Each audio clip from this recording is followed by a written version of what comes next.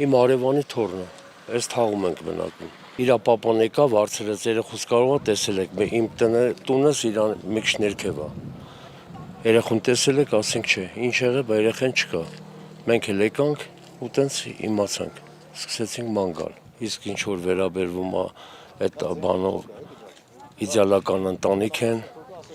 ամեն ինչով ուշադիր են, իրանց տեսել ենք ինչ ձև են պահում, ոնց են անում, մերը, հերը,